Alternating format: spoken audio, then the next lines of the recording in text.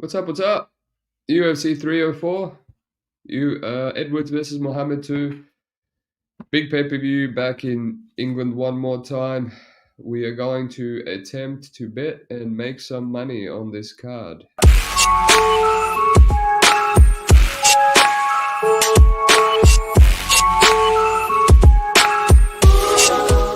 Shouts out Big Steve. Alrighty, what's going on? What's going on? Big card, big UFC card. I've been sick all week, so apologies for the voice. Literally been dying in bed for 3-4 days straight. But I've taped the card. Maybe not as in depth as I would like, even though I'm focusing on UFC a lot more. I still gave Cage Warriors a bit of a crack, even though extremely low level. Wasn't as easy parlay-wise as the last card, unfortunately, so I couldn't wing it. But yeah, I made like $310, basically parlayed one of the Italians in the squash match, Davies on the main card, and who else did I parlay? And Paterno on the main card, and yeah, won 460 there, and then I lost 150 on some totals parlay, which lost, but was close. Yeah, just nothing worth mentioning, but thought I'd get out of the way. But yeah, on this card, Nick Pearson, thank you very much. Thanks for listening, my friend. Yeah, show must go on. Yeah, this is a very tough card for betting. Honestly, I've gone back to my old school days of taping a lot, and that's when I usually had the best reads of UFC. I always say a lot of people can do this, and the more you tape, the more the better reads you'll get. So a lot of it is just the work you put in. But with this card, some of these fights have double taped, and I'm still not really getting any good reads. I just feel like it's one of those cards where if you're not disciplined, if you get roped into forcing some bets that deep down you shouldn't be doing, you might just get burned quite a bit. And there's multiple fights like this here. So I've already made a mistake and locked in 2 total bets that I shouldn't have without tape. And now taping it, I'm like, I wish I didn't do that. But we'll discuss it. You never know. They still might hit. I got some CLV, but yeah, just not overly confident. All right, let's get into it, shall we? Unless there's any more comments. Gugab, I'm circling the block outside. Never been east of Turak before. Well, thanks for letting us know, mate. That's a very fancy, rich area. You got to be careful. They might call the cops on you, Gugab, if they see you walking the street, that area. Those people that live there. Alrighty, Shauna Bannon versus Elise Ardelean. Aline, dog, took some action, short notice. And yeah, she's crappy. She reminds me a bit of Cheyenne Bays. Kind of similar appearance. Very aggressive. I like the dog in her. But yeah, it also kind of gives me that similar weakness, overly aggressive and makes those typical low women MMA IQ mistakes where due to too much aggression, not enough thought process. I understand the line movement. Shauna Bannon, after retaping her properly, she's just awful, doesn't have any good wins. They gave her one of the worst girls in the UFC in Bruna, Brazil. And, she gave her the fight that she wanted. She is a Taekwondo multiple champion, apparently, Bannon. And she still lost the range kickboxing fight to Bruna, Brazil, who doesn't really have any credentials other than she's an MMA fighter that likes to fight on the outside. So she lost she lost her ideal game plan, right? So there's not much I can't really back her. She also likes to grapple. I see a lot of people saying she might be able to grapple Elise, but yeah, it's tough. It's tough because Elise seems to be strong, aggressive. She's dropping down to a natural weight class. She has a few fights at flyweight. I'm sure she's going to be much better at strawweight. But yeah, her level of competition is super low. The fact that it's on short notice, and the fact that, it might look a bit value, and then Shauna Bannon just comes on. She usually wins round 3. She did it against Brazil. Maybe she might be more comfortable in the cage in the second fight in the UFC. But we don't know. We just don't know how Elise is going to look. It feels like one of those ones where it's some discipline needs to be used. But I was very tempted on the dog. Much less tempted now that it's 30 cents worse. And it's kind of settled there as well. But yeah, no way I would play Shauna at this price. No props. Maybe the submission. I see the submission people are liking. That makes sense, just because I've seen her have a couple of triangle chokes on some of these low-level bums, but I mean, she can't even finish it. Like I hate to see that. No matter what the price is, if they're really bad, submission offense technique, it's a red flag. So yeah, Dogger pass from a betting perspective. I probably should have talked a lot less about that. Let's move on. Trying to save some time here. Alrighty. Mick Parkin, Łukasz, Brzeski. I didn't tape this one at all. This is the last one I didn't tape. I mentioned with Dog on the early tees. It's probably Dog or pass because Mick rarely covers or rarely does. I mean, I think he covered against Jamal Pogues last time he was in England. It was another Dog, that's right. I remember regretting that one badly. But yeah, he 30-27. Had some issues against Kai Machado. Had some issues against Usman as well. So yeah, it's a clear Dog or pass. I definitely thought I would like the over instead, but it's minus 200 for a heavyweight over. I kind of draw the line at minus 200. I played to go the distance in his last fight against Usman. That was 10 cents better. The 2.5 was actually 10 cents better than some bookies. And the go the distance was, another 10 better. And even then, that was a bit sweaty, but I don't think Brzeski hits anywhere near as hard as Usman. So yeah. Yeah, I think this is a clear Dog or pass, and I haven't really rushed to tape it because the line keeps on improving on Brzeski. It's just, will I come around to it? Parkin doesn't grapple as much as some of these other dudes that have ragdolled Brzeski, for example, like Carl Williams and Walker, who's huge, 6'6". So we'll see. We'll see.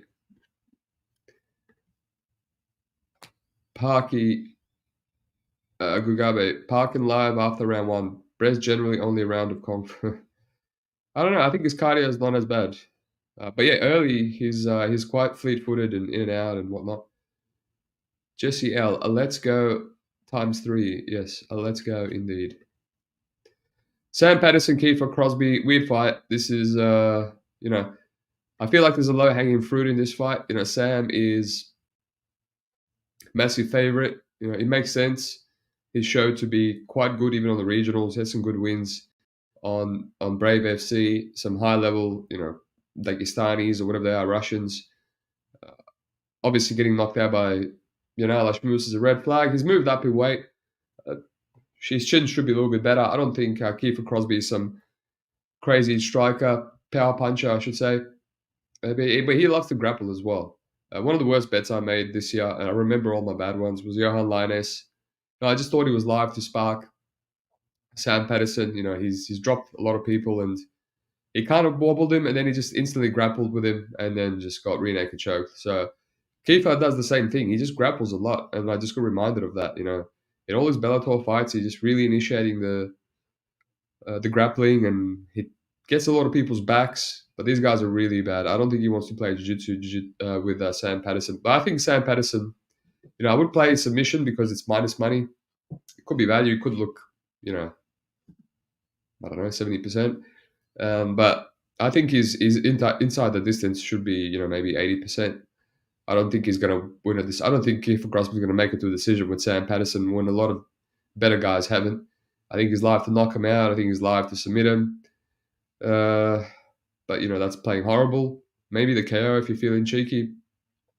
But, yeah, there's a low-hanging fruit here. Maybe even the under 1.5 is just better because it covers both KO and it covers his submission, and he also covers, potential Crosbie round one. If he just realizes that he doesn't have the cardio to do this for more than one round, so he might come out rabies. But yeah, there's something there. I just haven't gone deep on Sam's tape. I know from memory he usually gets his submissions end of round two because he's kind of a slow starter. That's why he got Vincius Sensi end of round two. When Sensi started grappling with him more, that was Sam Patterson's world. So yes, bunch of options there. I feel like I have to get involved with some chalk here just because we don't have much time to fade Kiefer Crosbie. Alrighty, Muhammad Mokaev, Manel Cape. Interesting that this fight is squished between the fight that we just talked about and is followed up by Oban, Elliot, and Modestas Bukauskas.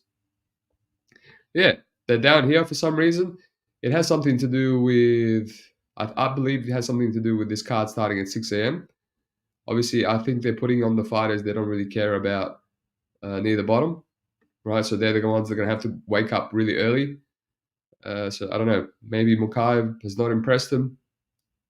But, they've shuffled it along. Bukauskas is up the top now. Maybe they want him to do really well, so they give him more time to sleep in. I don't know. Just thought. Maybe I'm wrong. But yeah, interesting fight. I feel like I'm really tempted to play Carpet now at plus 140. He's probably going to get up even higher.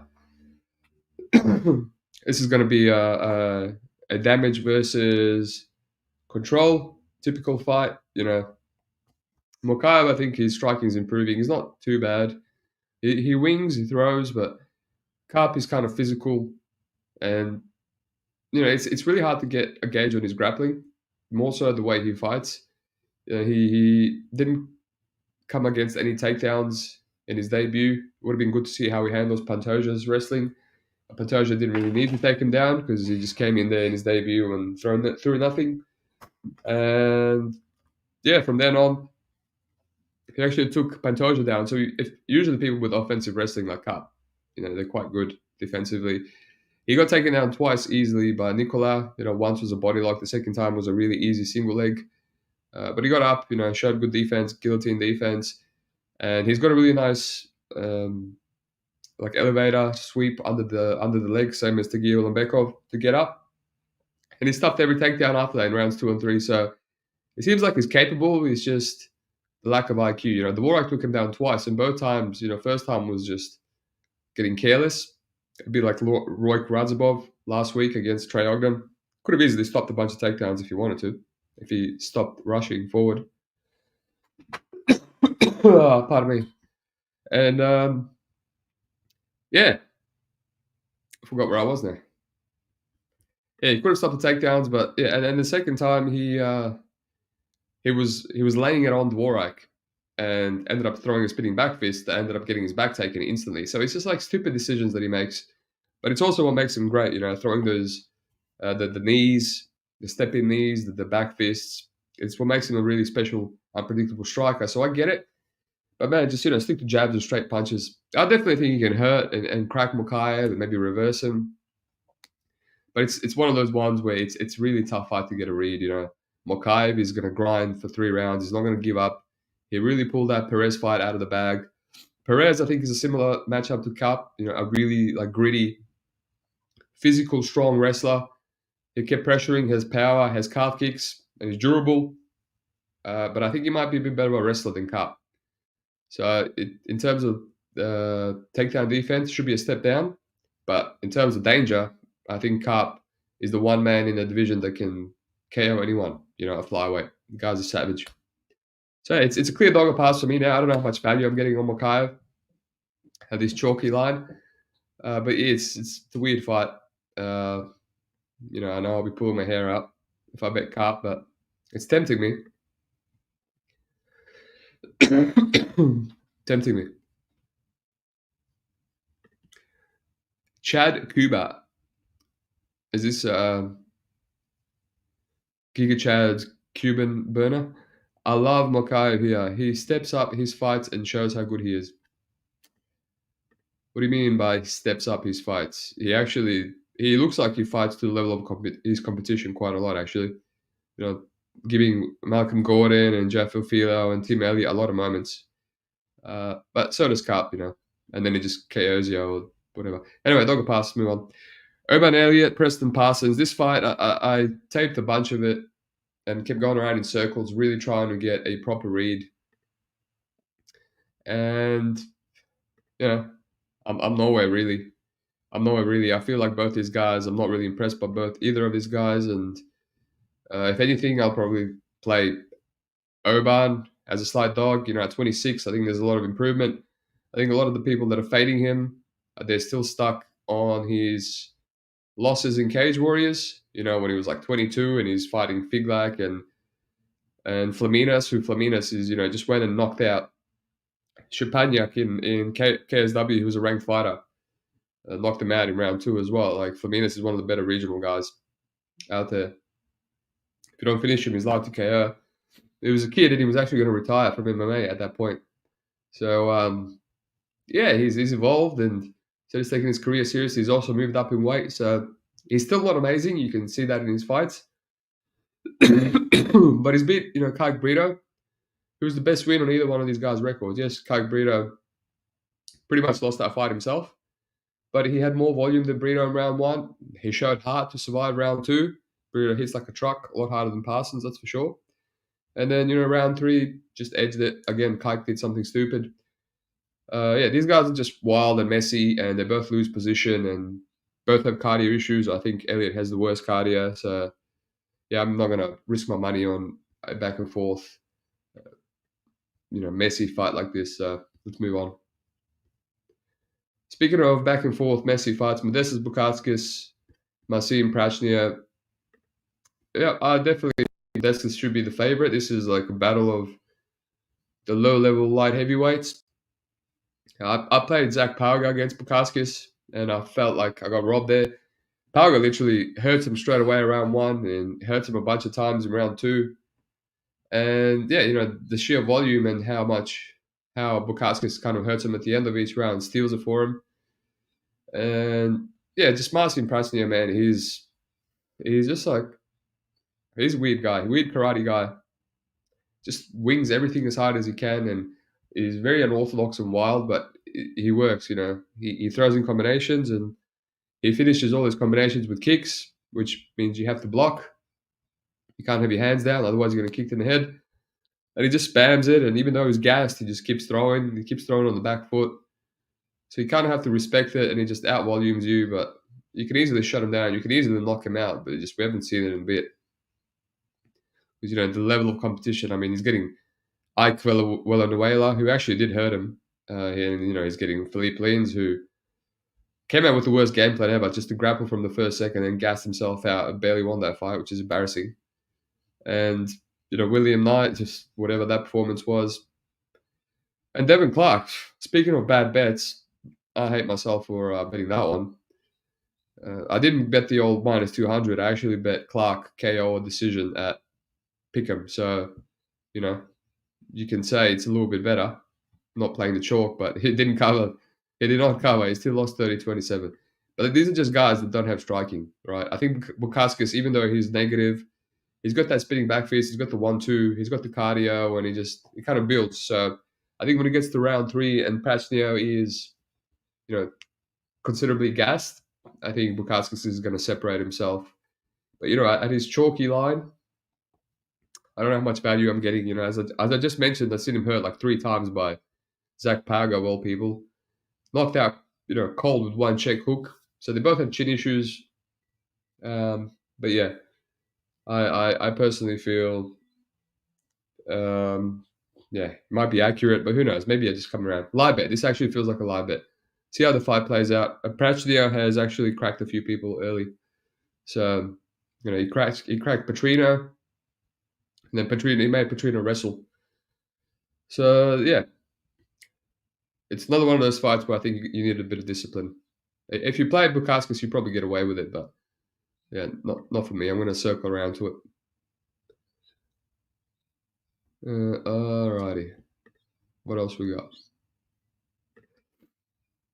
Caolán Loughran versus Jake Hadley. Yeah, interesting fight. Caolán should win this. He's got the power advantage. He's got the wrestling and top control time. Hadley really easy to take down. He loves to play guard. Not much. We haven't seen much of Caolán going up against really good grapplers. I had to go back to 2018 against Nathan Fletcher, who actually beat him. It was ex Cage Warriors champ, and he's on the current season of Ultimate Fighter. And yeah, he almost got triangle and armbarred in that from top. So maybe Hadley can throw something up. His guard is really underrated. He even swept Nascimento in his loss. And, triangle the black belt in Candelaria. I don't think anyone else has submitted Candelaria at that point or after. So maybe, but, I tend to think that Loughran probably can stay safe. Strike with him. He's a bit hittable. So I'm not really rushing to play the minus 200. But, yeah, I don't want to say it's a dog or pass. I'd rather just play Caolán. Let's move on. I just have some water because I'm coughing quite a lot.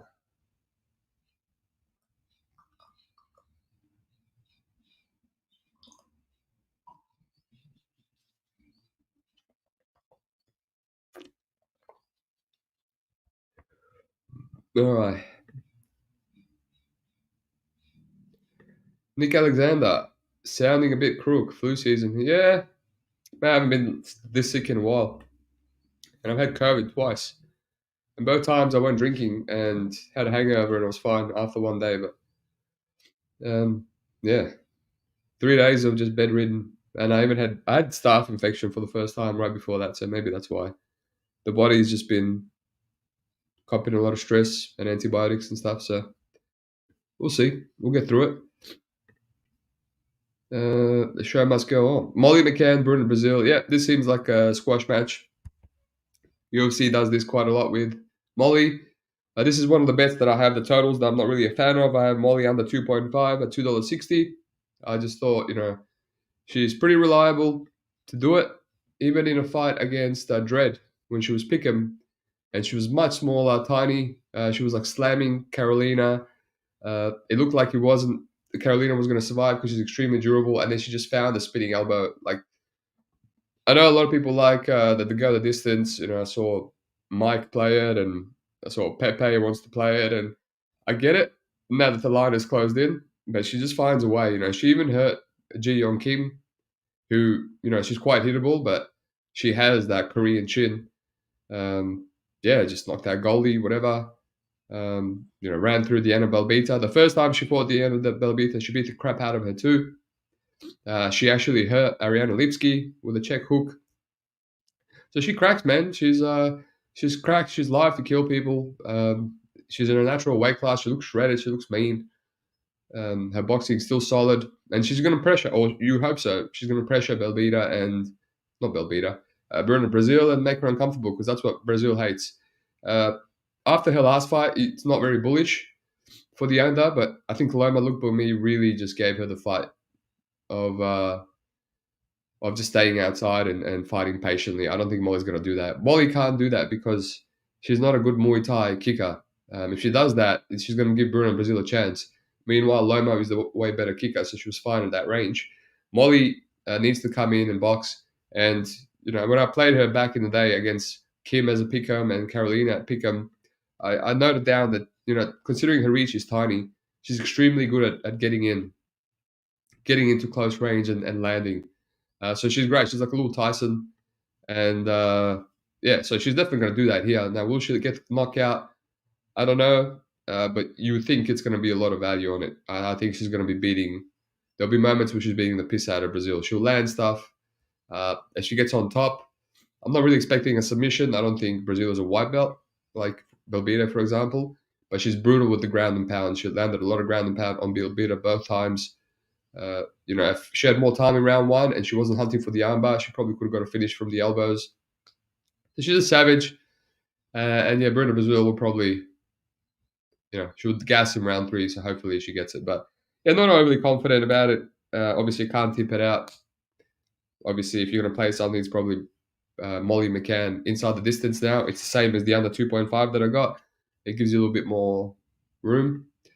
But that's all I have for this fight. And I wouldn't say Molly is the worst parlay piece. I know some people saying against it, but I'll go some more in depth on the Bruna Brazil side. And I'll see what could go wrong, but I mean, she really, Molly would really have to fluff this one up to lose it. Alrighty. What do we got? Soldiering on, that's the way. Gotta give the fans what they want. Bruna solo volume, hard to trust her to do anything, exactly. Bruna likes to carry the chin, yes. Like I said, I see people saying, how can you rely on Molly McCann to just keep landing spinning back fists and whatever, but she finds ways, man. She's in there for a finish. She's in there for carnage, and you just know she's gonna fight for your money. All right, Nathaniel Wood versus Daniel Pineda. This is the one that the other play. I got the under 1.5, $2.70, and I mean this one I feel even less confident about. I didn't realize how patient Wood is. Yes, the guy cracks, and he has a lot of power, and he actually has a lot of power, even up a weight class, even though he's undersized. And Pineda gets dropped. He got dropped, almost knocked out by Cub Swanson in round one, and the round one. Got hurt to the body by Feely. It just seems vulnerable and weak in all aspects. Actually, his chin didn't seem too bad. He kind of recovered against Cub, but then he was still knocked out. But yeah, Cub is like a slinger, a gunslinger. He throws that overhand right beautifully. He's a natural featherweight. Feely came in, just like beautiful combinations. My issue here with Wood is that he might just, calf kick and look to teep to the body and whatnot. And the biggest issue why I'm now not liking the under 1.5 is Pineda grapples proactively really hard. I don't think he'll have much issues getting Wood down. Naimov had no issues. Feely also had his back at one point. Feely hurt him too. And he hurt Feely as well. And he also hurt Charles Jourdain, who up until this point I thought was quite durable. No one knocked him out until my boy Gian Silva. But yeah, it's the grappling. It's the grappling that's the issue here. But I wouldn't really be parlaying Wood. I think there's a potential chance that he might land something on the Pineda might land something on him. He's huge. Depending on what roids he's on, we haven't seen him since the New Year side. I think he's looked different in his hometown against Lutz. He kind of looked like back to his old self against Caceres. Maybe if he's looking full ripped and juicy, he's live to potentially run through Wood. He's a really talented fighter, Pineda. He's got a lot of issues with that durability now. He's quite old. What is he? Quite old and shop worn. He's 38 years old, man. Even Caceres hurt him. So, yeah. I hate it. I like it, but I hate it. My under 1.5. The under 2.5 could potentially be a play. What is that? Obviously, it's chalky because it's $1.66. Obviously, for some reason, everyone favors the bookies favor Wood by decision. I get it because he's got a lot of decisions in the UFC, but if you watch, he's just hurting a lot of dudes. I don't mind his KO. $3.20 for KO. I think you can fade the sub here. Both these guys love finishing by subs, but I think both are quite educated on the ground. I think Pineda's an elite submission guy. I don't think you'll sub him. He's got an elite ground game, guard game. We almost submitted Bruce Leroy with an armbar. But I think Wood can stay safe. So maybe fight ends in KO. Wood KO decision makes his money line $1.58 a bit better. What else? Pineda submission or decision. Yeah, I mean, the under 2.5 is probably a good play, or Wood by KO. If you can, it gives you the whole 15 minutes. That's good. That could be a good play right there. If you can just get past the fact that there's a big risk that Pineda might clock him as well. So he's a bit chinny. So that's a decision you'll have to make. Arnold Allen versus Giga Chikadze. I didn't go too deep into this one. One that I have to go back on if I have time. Yeah, I think Giga is just drawing. He's the better guy at range with his kicks. But for example, his last win with Alex Caceres was quite competitive. Caceres gave him the perfect fight that he wanted, which is a stupid thing to do because he also loves to kick. And Giga was just the better kicker with more pop on his kicks. And even then, it was competitive, and Caceres broke his forearm after round one and just seemed to kind of give it up. Even then, Giga seemed to slow down. He's 35. Allen can just mix it up if he needs to. He's younger, he's in his prime. For once, I think he might have the speed advantage. Usually, Giga's the faster guy. He's obviously got the grappling advantage, but yeah, I have to come back around on this one.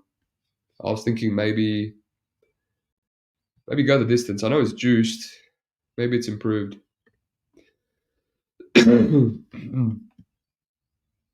No, hasn't really improved. Minus 200. No, thank you. No, thank you. Mate, I don't think so. I haven't taped it. I said it was a dog or pass. I would not want to be parlaying Parkin in my parlays. Molly a pressure fighter. Bruna doesn't like pressure. Favorable. Yep, correct, mate. Molly's gonna come for blood. Alrighty, we're on to the main card. Oh, we're on to the main card. Christian Leroy Duncan, Gregory Rodriguez. So this is a dog or pass for me. This is the closest fight I came to playing a money line. I might actually play a money line. There's still a $2.25 on Gregory. He, when he's an underdog, you kind of can't pass up on that opportunity. I think one of the last times he was an underdog was against Duško Todorovic, and he just 30-27 them. I know I passed personally because I thought Duško might KO him because it was back before I realized how, overrated he was. And yeah, I mean, ever since then, he's been a favorite in the UFC. Maybe a slight dog to Chidi. Yeah, so I kind of can't pass up on this opportunity. Speaking of bad bets, I played Leroy in his debut, a massive favorite. What's his name? Armin. They both put Armin. I actually played Armin as a huge underdog to Robocop as well. It's just a money line thing. You got to jump ship whenever it's appropriate.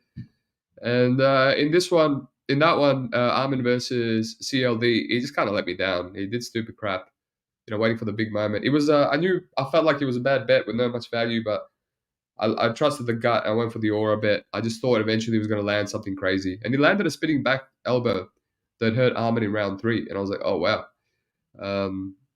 Which surprising, Gregor Rodriguez also almost knocked out Armin in round 3, but his was a lot brutal.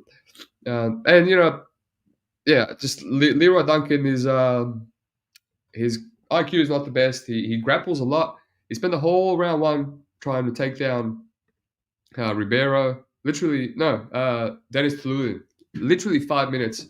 I know my boy Parky had the under 1.5 in the Discord, and he was burning. He was pissed off that Christian Leroy knocked him out at the end of round 2 when he probably could have got him out of there whenever he wanted if he doesn't spend so much time wasting.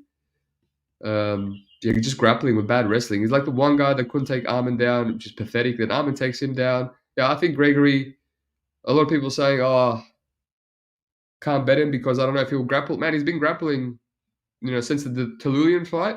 When he ran through him, he took down Brad Tavares once, and he attempted like 3-4 takedowns. And that's the hardest guy to take down. That's one guy. And then in round 3, he realized, all right, I'm not really getting anything done with his takedowns because he has good get-ups. I'm just going to blitz through him. And he knocked out a quite durable, Tavares. I know Tavares has been blitzed through before.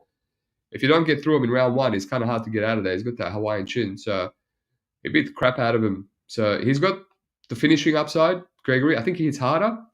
I think he's got the high level of competition. He's got the grappling potential. And Leroy Duncan, I think, basically has the aura and the random bonk. He's got the durability. I'll give him that. But we've seen him hurt by Armin. Armin hurt him in round 2. And how many people has Armin hurt? Right? I know before the UFC, he was like lighting dudes up. They would grapple him and they would knock him out in round 2 and in Contender Series. But since then, he's just a decision machine where he kicks and runs away. And he actually dropped Duncan. So these people saying that Duncan is quite durable, I don't think so. So yeah, I mean, I might just lock in Rodriguez and not overthink it. It's always scary, Rodriguez's chin, but if he's an underdog, it's kind of like it's a price you have to pay. So yeah, maybe I'll just do half a unit because it's scary. AV, you're playing on Robo for the value, right? Not necessarily he will win. He's too hittable, no? Well, we always play because of value, right? Why else would we do it? It's just worst case. Someone has mentioned in here should be a pick 'em fight. Mr. Lou's come in here 33 minutes after I started. It's probably talking about pro wrestling for the last 30 minutes on the show. But I appreciate you being in here. Leroy Hankins, yes. What are the top 2 favorite fights on the card? I don't know. I guess I'll stop my proceedings and just answer that. I'm really interested in Mokaev Kape just because Kape has that aura. It's a high-level flyweight fight. I like flyweight. There's a lot of unique personalities. I want to see one of these guys go to the top. I want to see Kape maybe win and get up there. And yeah, Leroy Duncan Rodriguez has to be the other one. And I also don't mind Aspinall Blades. There's a lot of these fights because this card is so hard for betting, in my opinion. There's a lot of questions that are going to be answered, and I like it. What do we got? CLD clowning incoming. What does that mean? Like he's going to clown Robocop? You max bet CLD dog money. I mean, I would just play him by KO because I feel like CLD is going to be losing minutes and he's awful at winning minutes. Because Gregory has the better technical game for MMA. It's just 1-2s and power and everything. When he fights clean, he's great. Lou Betcha is more interesting. Yeah, I mean, a lot of things are more interesting than this right now. Moyes, he died of AIDS. Cool. I'd like to see either of these dudes fight Izzy or Dricus. Yeah, I think CLD has a lot to do to fight either one of those guys, but I've been saying Rodriguez needs to be ranked. Hopefully he's ranked now. If he didn't lose to Bruno Ferreira, he would have been ranked, but I think he can kill a lot of ranked middleweights. All right, let's move on. Bobby Green. Oh, I should say, I don't mind the over 1.5, just because both these guys might grapple. It's a bit scary in the Gregory Rodriguez fight, like always. But the under 2.5, it's a bit juicy. I thought it'd be great. Minus 200. It's like, I thought it'd be much better than that. Maybe someone can tell me what is the best fight ends in KO. I would love to know. Maybe we can get, a 60% out there somewhere and lock it in. Because I do feel like Gregory can be the first guy to knock CLD out. Alrighty, Bobby Green versus Paddy Pimblett. So I hear a lot of noise on this one. Everyone is too scared to pay Bobby Green because, he's almost 40, might get knocked out. He's 37. It's a long way away from 40. And, Paddy, because he almost knocked out Ferguson, now he's this killer. Couldn't even hurt Jared Gordon, who's cheating as all hell. But yeah, I feel like after watching that Jim Miller performance, which, ironically, he still got hurt in round 1 and round 3 by Jim Miller, who was a corpse. That left hand of Jim Miller is brutal, and he kept hitting Bobby on the side of the head, around the ear. And I said that when he fought Jalen Turner. He's quite durable, but he's been knocked out a bunch behind the ear, and then Jalen Turner cracked him behind the ear as well and just made him do the stanky dance. Because his hands are so low and because he's always like moving his head left and right, he's always open to those. So I guess Paddy can land one of those, but he's going to have to do something to finish Green. His ground and pound was pretty average against Tony Ferguson. I think if he gets on the ground, Bobby Green is even more of a survivor on the bottom. I don't think Paddy can backpack him and submit him, for example. Yeah, I mean, I'm tempted. Unless we're going to see. I hear a lot of shithousery on this fight. A lot of narrative that it's fixed and this and that. Whatever. I get it. I haven't really seen any red flags. I'm into all that fixed stuff. Every sport is fixed. I've seen plenty of red flags in the UFC, but I haven't really seen or heard anything about that other than the fact that it's just Paddy and he got a robbery win over Jared Gordon. But Jared Gordon does that all the time. We just seen him have his best performance ever against a more athletic, more powerful Nasrat. I live bet him in round 2 at $6 against Nasrat. He was beating the crap out of Nasrat and beating the crap out of him in round 3, and he still lost that fight unanimously and properly, in my opinion, just because it doesn't have much power. And Paddy was landing the bigger shots. So Bobby Green on the other side, he's got much more power, and his clean, straight punches with the striking defense of Paddy, they're going to be, we might actually see Paddy bleed properly for the first time. He was bleeding against Ferguson. I don't know how. He was cruising in that fight. But he ended up pulling guard against Ferguson in round 3, which is just, yeah. Some of those things that I've seen, I might have to just pinch my nose and ignore the fact, all the conspiracy theories and stuff, and just play Bobby Green, man. I think he should be the guy to beat Paddy. But where do I line this fight? I don't know. It's a tough one. It's a tough one because I just said I won't be doing any more pick 'em fights for a bit because I don't seem to be getting any value on him, and I just keep losing fights, on extremely close circumstances like the Loic fight and a bunch of others. But I don't know. Maybe I'm thinking he's a live bit better. Maybe we'll see. Local man Shakespeare. This is the spot to fade him. I mean, it's the best guy it is the best guy that Paddy Pimblett has fought, hands down, in the UFC, and it's not even close. Paddy's underrated, mate. He's BJJ's next. Hey, I don't underrate him. I don't think he's a bum, but he's got his flaws. He's very athletic. He's very aggressive. He's got the hardware, but he's just, he spams the kicks. He makes things happen, but he can be taken down. He can be hit, and his cardio is not the greatest. So Bobby Green is someone that can exploit that. People thought Bobby would beat Jalen. I don't know who thought that, because Jalen was a favorite, and literally everyone I know bet Jalen. But hey, if you look at that Moicano fight, it it looked like Bobby Green would be very alive to beat Jalen if he got out of round one. It's just styles make fights, right? Jalen is a lot more athletic and bigger. All right, let's move on. I'll just have a look at the totals quickly. Maybe I'm missing something on these totals. Yeah. Not feeling it. Just juice to the over, minus 200. Tom Aspinall, Curtis Blades. Yeah. Not feeling anything here. I bet Blades last time. I'll be honest. I thought, 5 seconds in. I know he went for 50 seconds. 5 seconds in, I loved it. Blades was composed. He was countering Aspinall. He was really reckless. I retaped a bunch of his career again. He showed me strong hips against Spivak. But then, he was getting the person that hit him the most was actually Arlovsky, and he was shaking his head. That's the one time we've seen Aspinall kind of show someone that hit him, and he took him down and submitted him. But yeah, obviously Sergey cracked him, but not long after that he knocked him out. So yeah, it's one of those ones. I think Aspinall has the aura. I think he's special, he's unique. It's quite clear. Blades was my money train for years and years.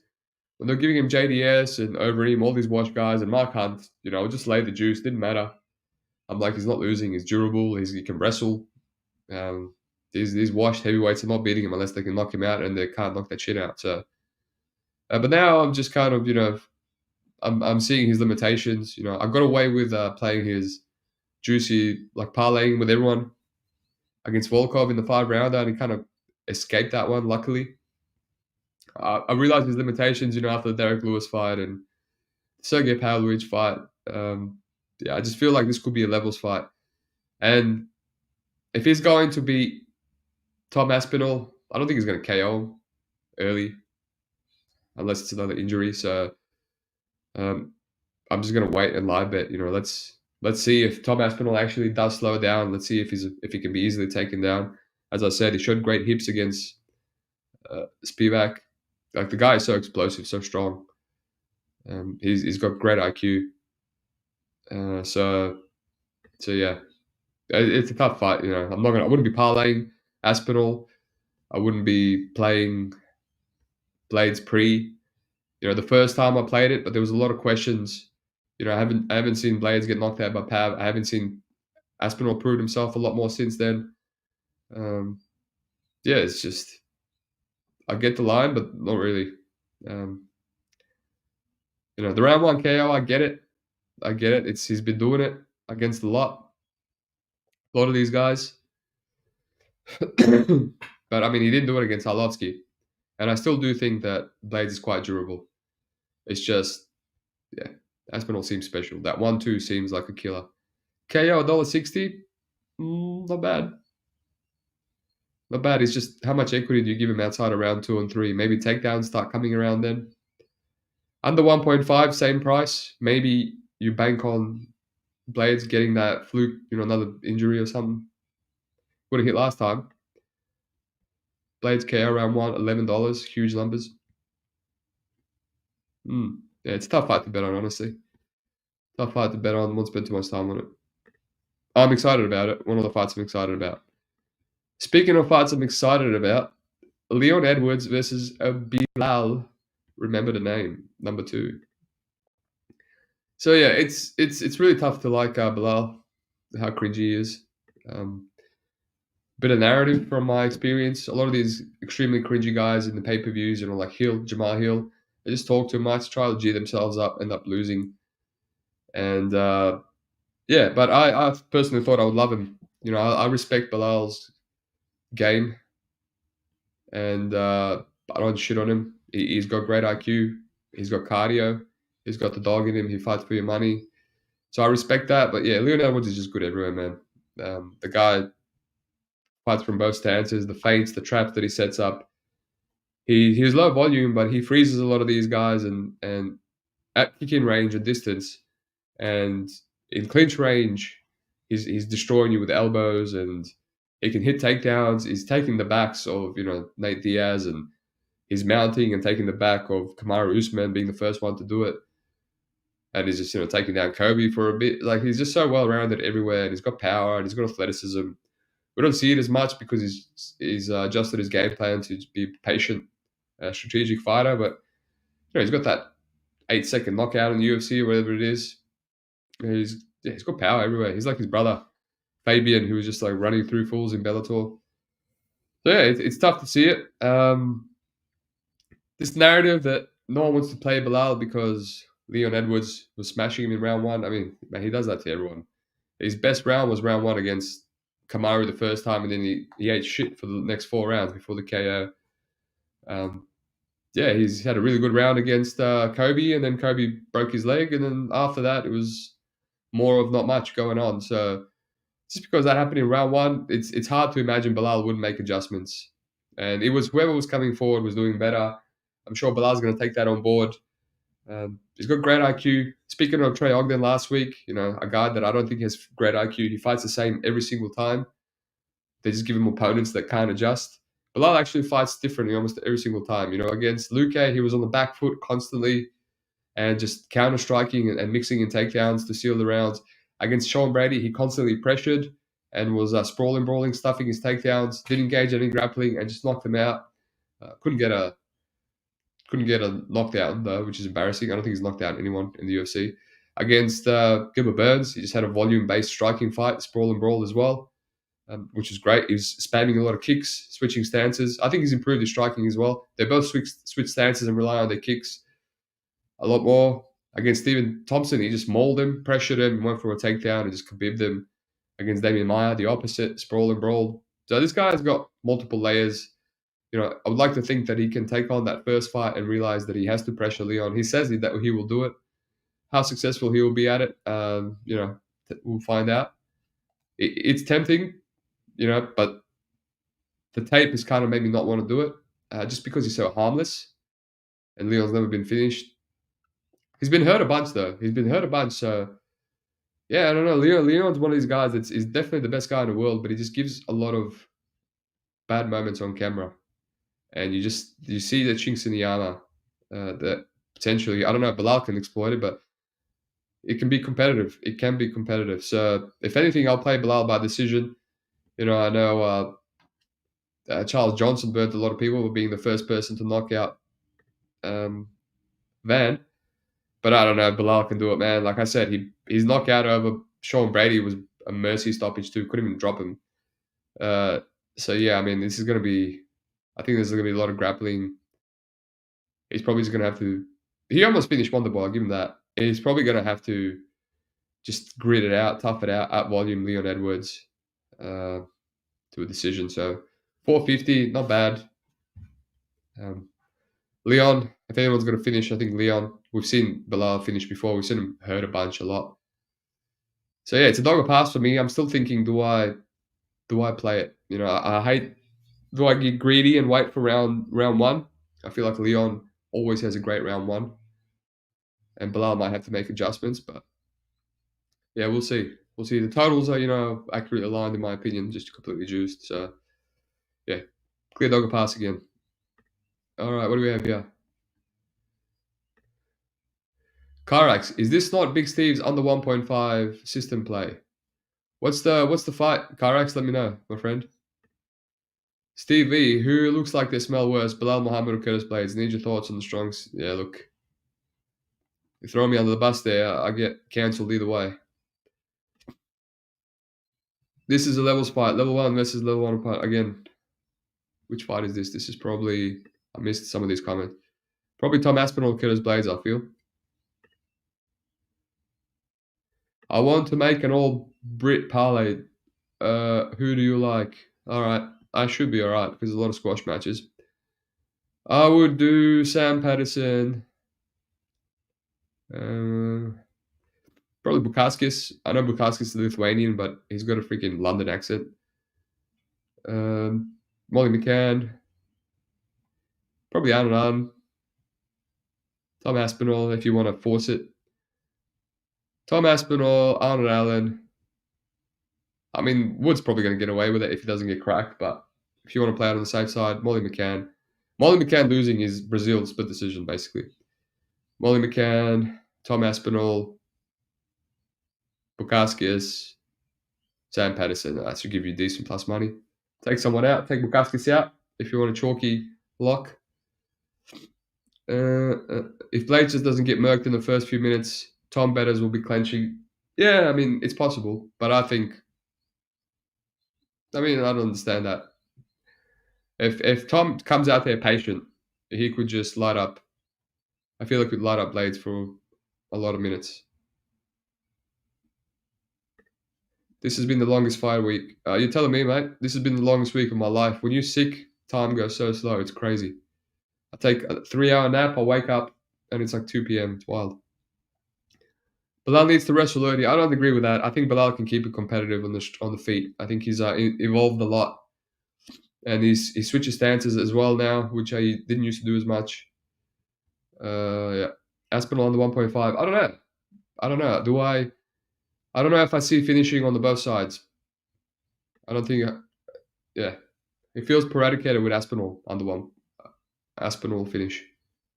Like Blades. Let's have a look. Like the guy's good at killing people, killing wash heavyweights, but he doesn't really get much done with his top time. Like Chris Dork is extremely chinny. Derek Lewis, Volkov couldn't finish him. Dos Santos chinny. Yeah, Shamil Abdulrahim almost made it. Couldn't finish. Just a lot of these guys is just kind of mat returning over and over again. I don't think Aspinall is flaky or a small heavyweight or has bad ground game or gas. So that's why I don't like the under 1.5. But it could be a better way than playing Aspinall KO, Sometimes I'll do that. It's a safer option for the same price. It covers both alternatives. Steve V, Blade smells way worse. We all know. Well, you said it, not me. He can compete on the feet, but I'm saying if he wrestles Leon early, he could make Leon gas out. Yeah, possibly. Maybe Bilal will gas out too, who knows. I should say, he took that Gilbert Burns fight on extremely short notice, had an injured ankle. Bilal's a trooper, man. I think with a full camp, kind of talking myself into a Bilal play, but we'll see. He'll be eating some shit, some kicks at distance, so he better close the distance quickly. Alrighty, let's go through it. So, Shauna, Bannon, Elise, Dogger pass, maybe Bannon live. See how the fight's playing out. Mick, Parkin, Brzeski, I haven't taped, but I'm leaning Brzeski decision, but Parkin probably wins. Sam Patterson, some sort of inside the distance. Mokaev, Cape. It's going to be Cape or pass at this line now. Might come around on it, we'll see. Oban, Elliot, Preston, Parsons, hate this fight. Hate all about it. Modestas, Bukauskas, Marcin, Prachnio. I guess Bukauskas will pass. Caolán, Loughran, favourite to pass. Molly McCann, favourite to pass. I got the under there. Hate it, but we'll see. Hopefully Molly delivers. Wood, I got the under 1.5. Again, hate it. I think Pineda can get grapple success. He's a lot more physical.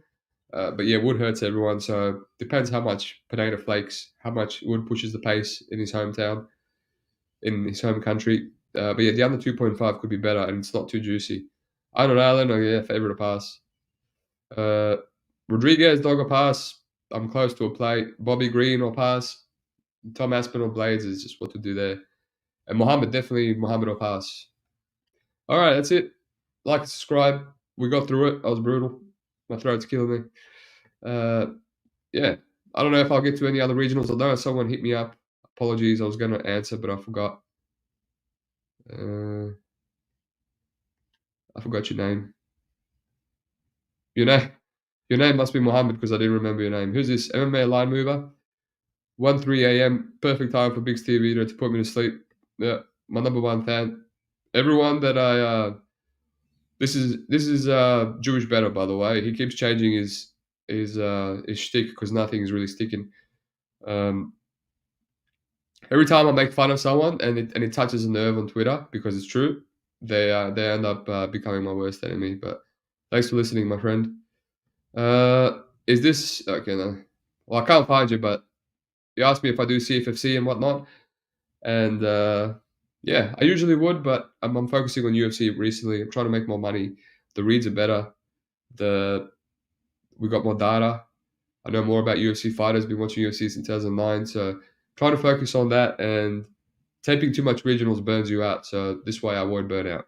And then if I get some time right before the regional card starts, I'll give it a crack. So maybe I'll look at some CFFC tomorrow in the morning and then move on. Alrighty, like and subscribe. Peace out. Thank you, mate. Thanks for listening. Peace.